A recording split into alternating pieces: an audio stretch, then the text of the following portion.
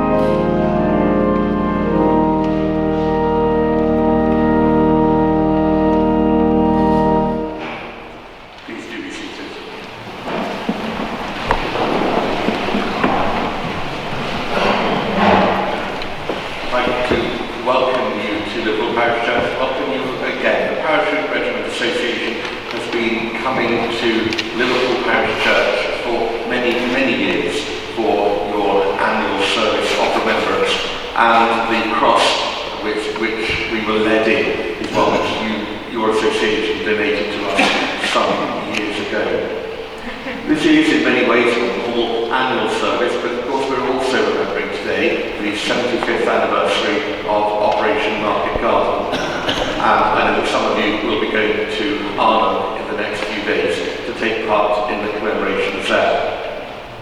During our service, we will hear again the narrative of what happened 75 years ago, and later we'll have our act of remembrance, as we remember not just those who took part in Operation Market Garden, but also all of those who have been members of your association and who gave their lives in active service, and those who died subsequently. During the service, there's one small correction of the order of service which has been brought to my attention, and I take full responsibility for it. That is that the third part of the narrative, and I'm very grateful to Roger Phillips for coming to lead us through the story of what happened, Roger Walno and Radio Merseyside, and from everywhere else around the city. And when he reaches the third part, there is a mistake in the order of service because it says that it's a retreat. And as has been pointed out to me, Parachute Regiment never retreat, they withdraw. We begin with a prayer. Let us pray. Heavenly Father, we commend your gracious care and keeping all those at home and abroad who defend our country and work for peace in the world. We pray for the Parachute Regiment, and all members of this association who have seen past service. Defend them day by day with your heavenly grace. Strengthen them in their trials and temptations, and give them courage to face the perils that beset them, and help them to know that nothing can separate them from your love. In Jesus Christ our Lord. Amen. That's our first hymn.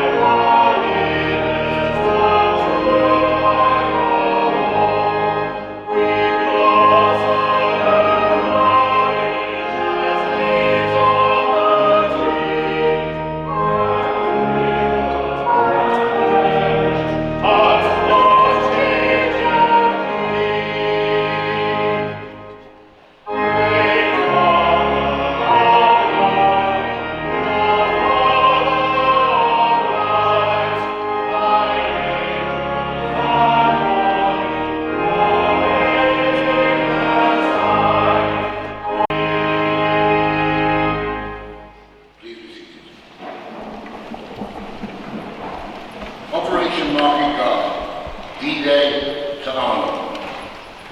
By the summer of 1944, after the D-Day landings in June, the German army was slowly retreating across Europe. The people back home had regular good news of defeated Germans, but underlying this there was a serious problem with supplies.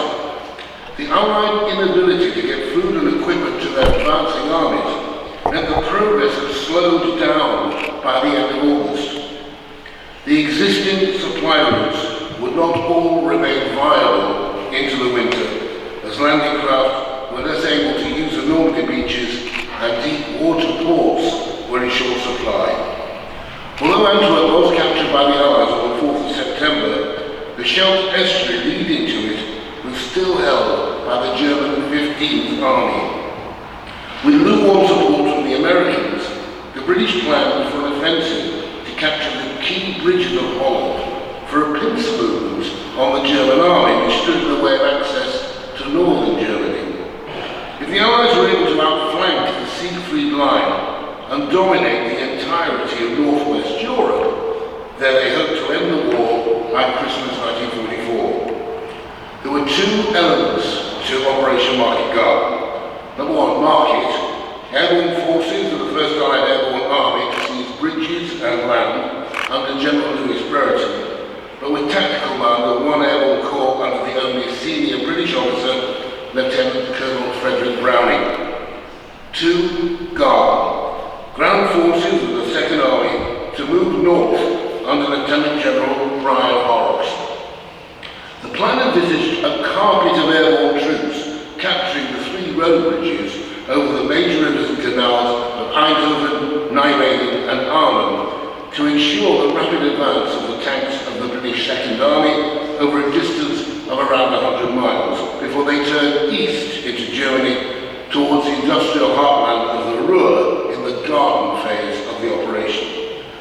We don't know if Browning did say to Monty that Arnhem might be a bridge too far, but it had the advantage from the British point of view that it was far enough away from the American bridges to make it a British-led operation, but preparing the way for the advance of the Polish Parachute Brigade.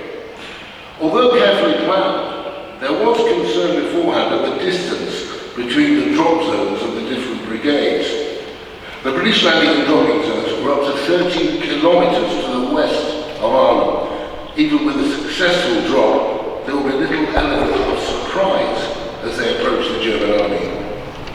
Major General Gale and Major General Robert Urquhart both warned Browning of this, but there was a general reluctance at all levels to question the plan. And despite the dangers, there was also an enthusiasm to engage the enemy. A Polish paratrooper wrote this: "To a keen eye, the men's faces speak of longing for vengeance and even fear, a wholly natural feeling, for you're not going to exercise, but to face the enemy eye to eye. In spite of everything, there is a spirit of joy." Well, one of the men, we're really privileged to have one of the men who took part in Operation Market Garden with us today. Sitting over there, a wonderful man, Joe McAllister. Unfortunately, Joe Maudsley was also hoping to be here calmly, but we'll hear his words and indeed Joe McAllister's words as we go along. Joe was called up in 1942 at the age of 18, just a few years ago, as you can see. Although he started in the Royal Artillery, Joe volunteered for the Parachute Regiment in May 1943 for the excitement and for an extra 2 shillings a day. By January 1944, he was based in Lincolnshire as part of the 3rd Battalion, 1st Airborne Division. He was in training for Operation Overlord, but on the 6th of June, he and his comrades were told that the 6th Airborne Division had already completed the operation, and Joe was badly disappointed that they had missed out on the action. But on standby and reserved for emergencies, Joe was briefed no less than 17 times before Operation Market Garden for other operations that were also all cancelled. The troops were becoming increasingly frustrated, so were granted 2 days special leave.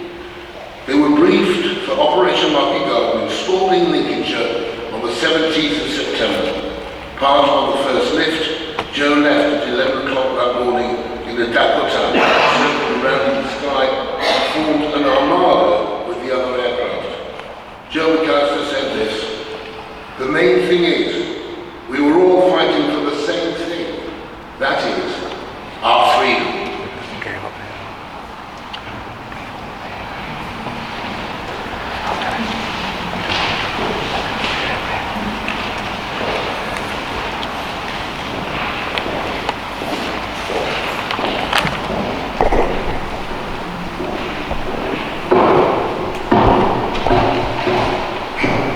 A reading from the prophet Isaiah. Why do you say and speak of Israel, my way is hidden from the Lord, and my right is disregarded by my God? Have you not known? Have you not heard? The Lord is the everlasting God, the Creator of the ends of the earth. He does not faint or grow weary. His understanding is unsearchable. He gives power to the faint and strengthens the powerless. Even youths will faint and be weary, and the young will fall exhausted. But those who wait for the Lord shall renew their strength. They shall mount up with wings like eagles. They shall run and not be weary. They shall walk and not faint. Thanks be to God.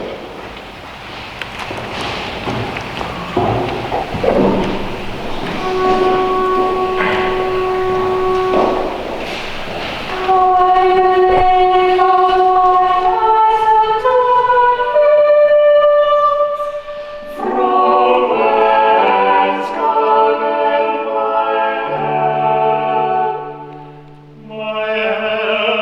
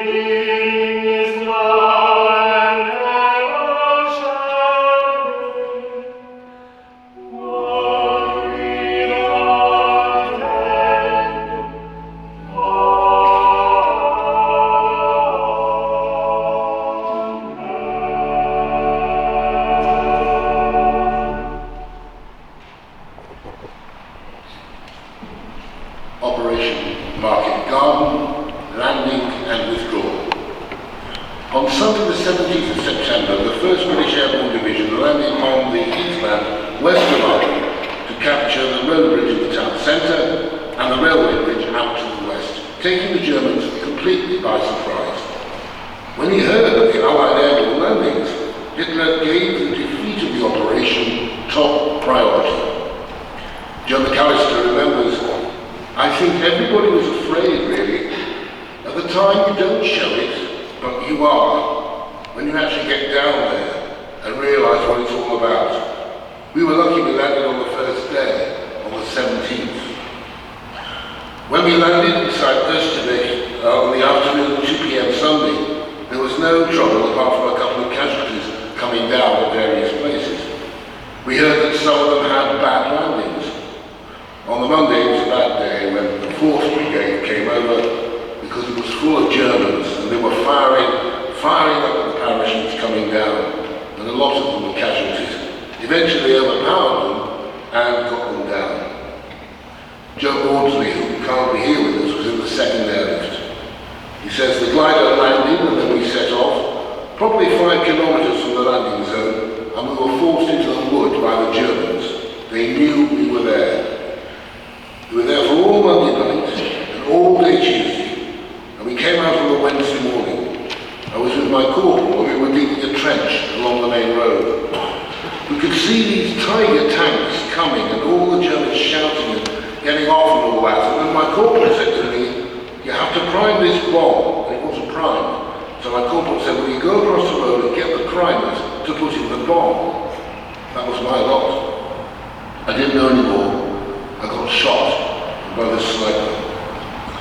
Joe McAllister got closer to the bridge. He says this, 300 out of 2,000 men made it to the bridge. I got to within half a mile. Our route was to go down the middle, and he said we went to the railway bridge because there was so much street fighting we encountered. We got to the centre and became trapped in a cul-de-sac. 100 men fighting for a full day. Joe and 37 comrades managed to get out of the cul-de-sac and made their way to the pavilion on the Rhine. Joe wasn't sure what happened to them all and presumed that some also escaped. In the early hours of Tuesday, Joe and others advanced along the Rhine. They were under mortar and heavy machine gun fire and were forced back. Wounded on the Tuesday in both legs, Joe couldn't move and was left on the Rhine bank while the others withdrew. 6 hours later, Panzer tanks arrived and took him prisoner. After the initial successful landings, the weather had turned against the Allies and delayed the arrival of the subsequent troops. Food and ammunition was running low, but the Germans had moved anti-aircraft guns into position to stop supplies. Less than 10% of the supplies dropped by the RAF on Tuesday were recovered by the British soldiers. Although the 1st British paratroopers had reached the edge of Arnhem Bridge on Sunday, reinforcements were unable to reach them. They had been expected to hold their position for up to 4 days, but it was 9 days before they were forced to withdraw. Joe Maudsley recalls, "After being shot, we finished up in a house in a Dutch cellar, and we knew the Germans were coming. We were down below, and they were passing, and we could hear them. They found out we were there, they came in, they found us out. They took us outside and rounded us all up and counted us and got us away." Joe and his comrades were the only prisoners. At the bridge itself, the British soldiers were informed that reinforcements were unlikely, and a 2-hour truce on Wednesday the 20th of September allowed for the wounded to be treated and prisoners taken. By the weekend, apart from a small number who managed to be evacuated across the Rhine, there were very few Allied strongholds outside Österbeek or Arnhem. The final withdrawal on Monday the 25th until Tuesday the 26th was in secret, with parachuters muffling the sound of their boots to escape attention.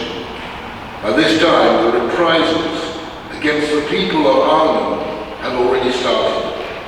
At 11 a.m. on Sunday the 24th of September, the Germans gave the order that the whole city had to be evacuated.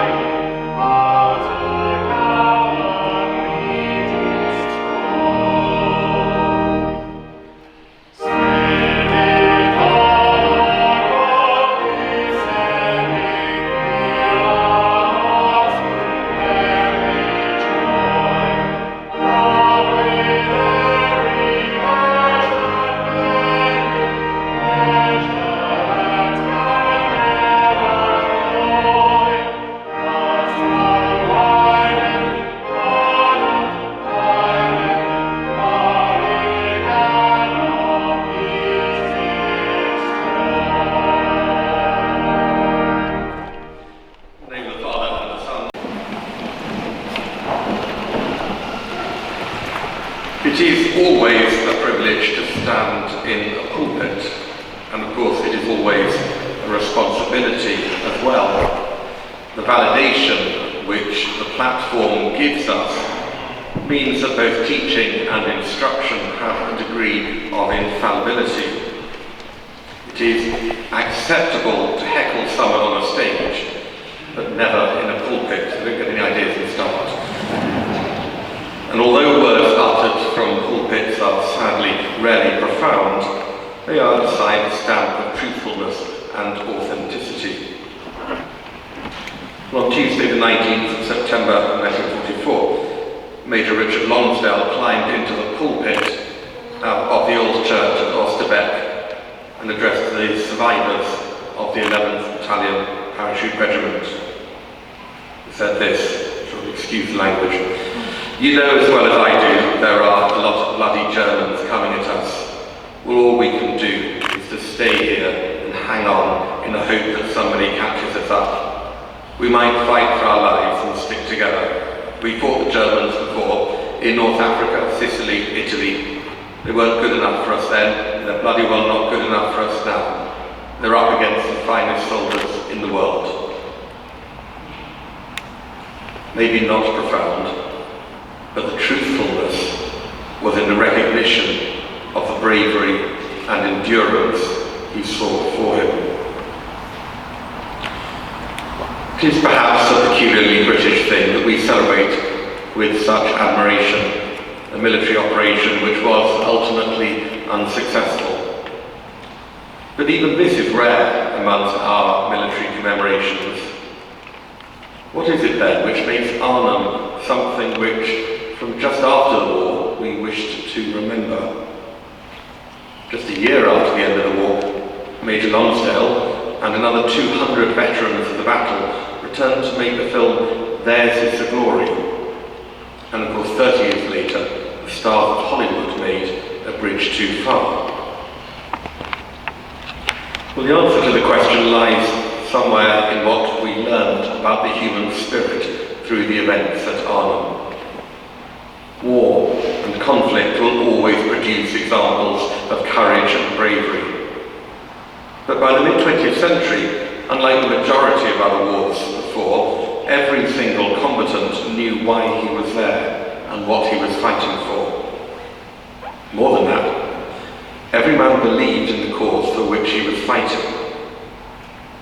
And so the determination with which they fought, even though from the beginning it became clear that the operation was severely flawed in the planning, was one of belief and conviction. The oppression of the Nazi regime over Europe, coupled with the growing realization of the horror of their activities, even against their own people, was a cause worth fighting for, worth even dying for.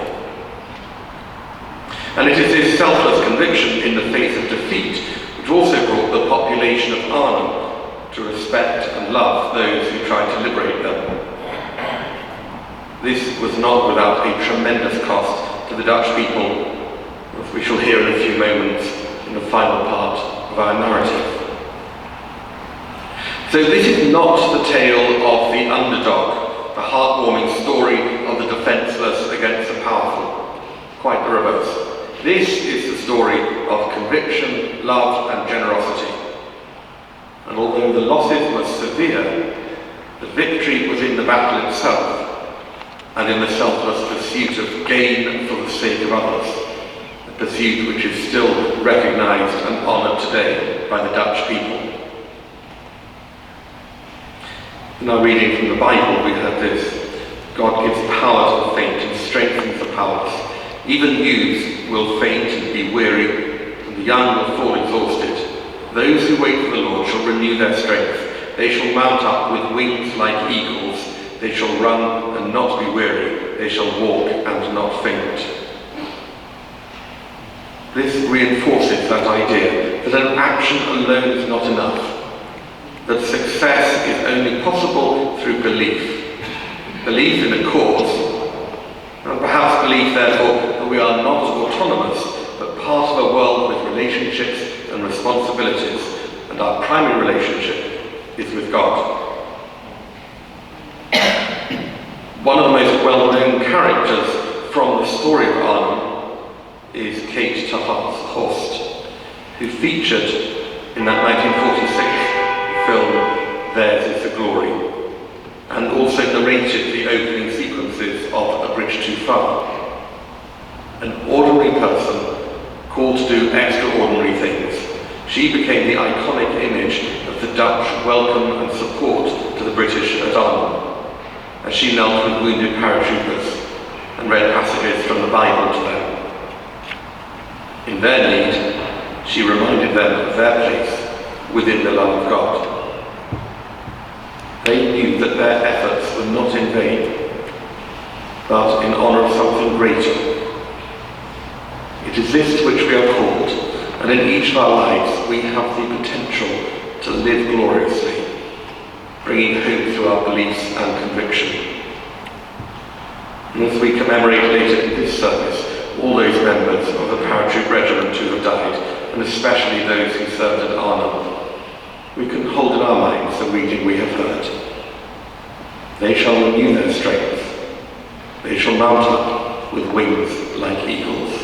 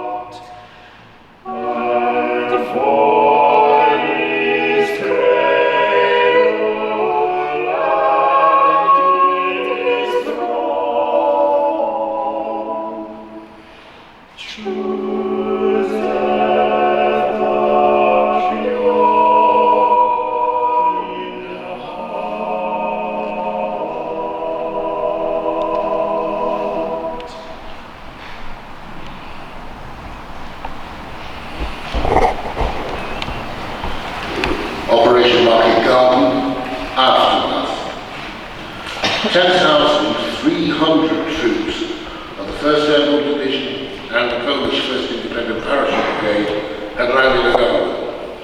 Some 2,587 escaped, leaving behind 6,450 prisoners and the wounded and the dead. 5 Victoria Crosses were awarded, as were 2 posthumous Medals of Honour. Field Marshal Montgomery estimated that the operation had been 90% successful, but the failure to take Arnhem Bridge had nullified the whole operation. Operation Market Garden depended on the capture of all the bridges, and the failure to take the bridge at Arnhem meant that American troops at the other bridges were also marooned. The area became known as the Island of Man, as soldiers waited throughout October to be evacuated. Joe McAllister said, "I don't think anyone regrets going there. The idea was it was going to shorten the war. Unfortunately, it never turned out that way." The consequences for the people of Arnhem began to unfold in the following days. As the population moved out, adults wore a white armband and carried a white flag just to identify themselves as non-combatants. Houses, hospitals, nursing homes even, were looted. 180,000 people were forced from their homes on the north bank of the Rhine, and it's estimated there were 3,600 civilian deaths during the operation. Many of the inhabitants did not return until after the war had ended. As the battle was ending in September 1944, war correspondent Alan Wood wrote this: "If, in the years to come, any man says to you, 'I fought at Arnhem,' take off your hat and buy a drink, for this is the stuff of which Britain's greatness is made." Since the war, members of the Parachute Regiment have continued to visit Arnhem and have established not just a museum there, but also friendships with the people of Arnhem. Colonel Joe Harkin can tell us more. This friendship and respect with the local Dutch people has continued without sign of diminishing since 1946. To the present day, veterans and families have been welcomed every year in September for the whole period of the remembrance. They still stay with Dutch families, who today are often the grandchildren of the original people who looked after them back those many years ago. You've already heard a bit about the reprisals taken against the civilian population. Despite all what happened, I personally have always been amazed by the generosity and the ongoing support shown by local residents. There will hardly be a house in the Oosterbeek Arnhem area that does not have an airborne Pegasus flag flying at this present moment, and it will be like that till the end of the remembrance period. Considering the total devastation and cost to the civilian population of Arnhem and the other towns of the area, I did once ask a senior local official, why were you still so supportive, taking into account destruction, deaths, hardships the population had to endure? She said to me, "You in Britain were never occupied. We were occupied and enslaved and oppressed." The memorial period takes place around the date of the start of the battle, 17th of September, and lasts about a week, starts on a Saturday and finishes on a Sunday. There are various activities that take place and various memorials that go on during the week, but there's just one event I would really like to highlight. To me, it's like the one that really takes it to your heart.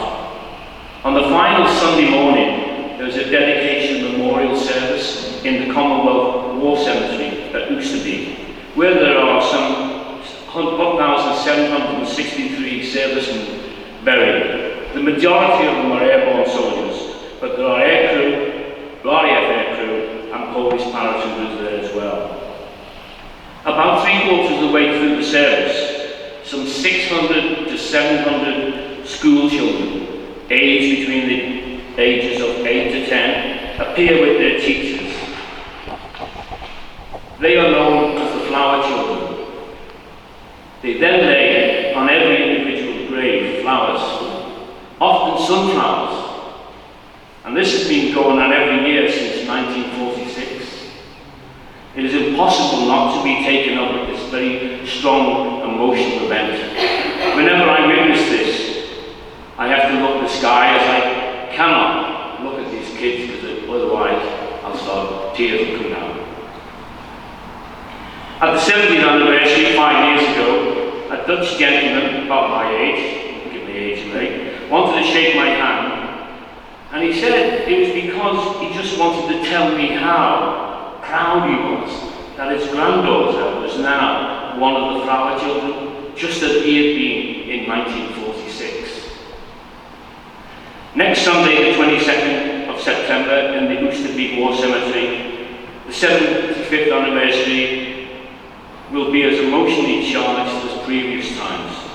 There will be veterans and families, there will be royalty there, ambassadors, government officials, members of the armed forces, both Dutch and British, groups and associations like us from the UK and Poland, and many Dutch.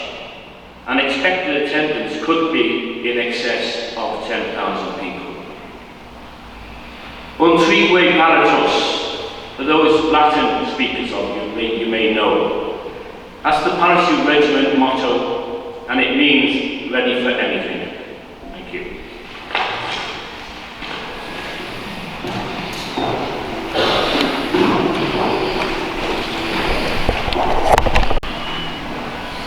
Let us pray. Holy God, the protector of all who trust in you, grant to the armed forces of the Crown and all who seek you the assurance of your presence, the knowledge of your love, and the guidance of your Spirit. We give thanks for the Parachute Regiment Association, for old friends and comrades, and for all who serve in the regiment today. Lord, in your mercy, bring healing and wholeness to people and nations, praying especially for the peoples of the Netherlands. Let your mercy rule all that we do. Be with all who defend your truth and your peace. Lord, in your mercy. Be with all medics and chaplains, and all who support the suffering. Give them wisdom and skill, sympathy and patience. Lord, in your mercy. Be with all those in need, especially with members of the association facing sickness or other kinds of need. Sustain the anxious and the fearful. Let your mercy be shown to all, the power to heal and to save. Lord, in your mercy. Receive, O God, those fallen in battle, and all innocents who have died. Surround their loved ones with compassion, and give them a patient faith. Lord, in your mercy. Now let us pray with confidence as our Saviour has taught us. Our Father, who art in heaven, hallowed be thy name. Thy kingdom come, thy will be done, on earth as it is in heaven. Give us this day our daily bread, and forgive us our trespasses, as we forgive those who trespass against us. And lead us not into temptation, but deliver us from evil. For thine is the kingdom, power, and glory, forever and ever.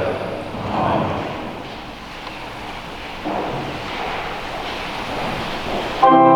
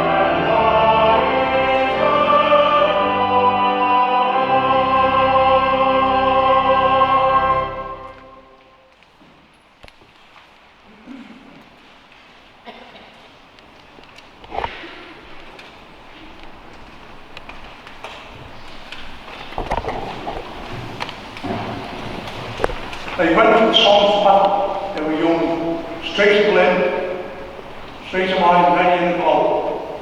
They fought with stones to the end against odds and counter. They fell with the face to the foe. They shall go north as we all left broad. Age shall wane, though the years condemn. At the going down of the sun, and in the morning, we will remember.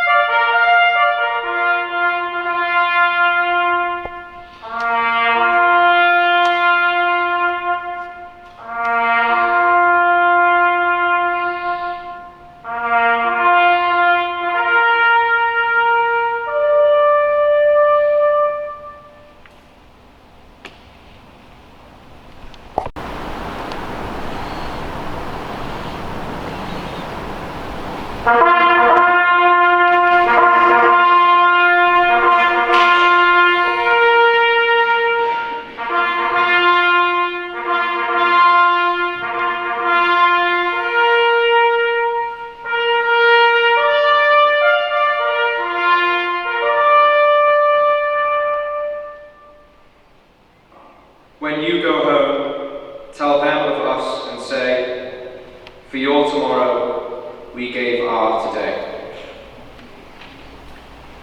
We say together, may the defence of the Most High be above and beneath, around and within us, in our lives come and our going down, through all our days and all our nights, until the dawn, when the sun of righteousness arise with healing in his wings, for the peoples of the world, through Jesus Christ our Lord. Amen. During the final hymn, there'll be a collection of the work of Liverpool Parish Church.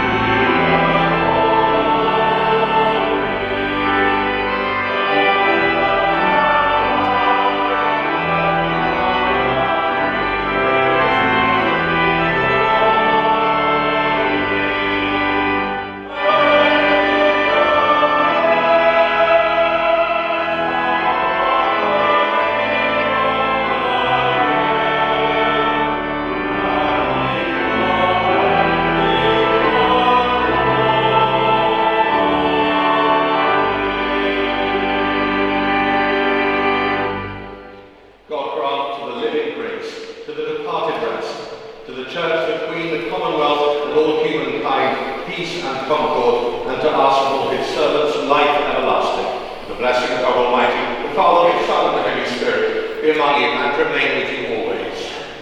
Amen.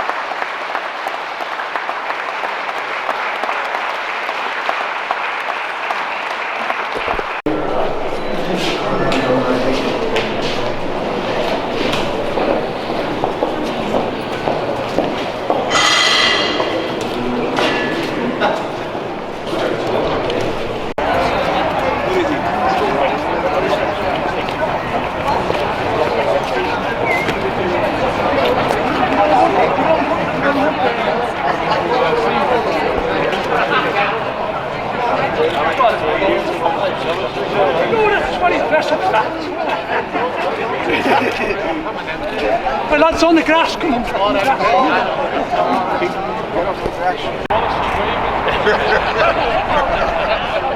Okay, if you don't look at me now, please. I know I'm ugly, but there we go.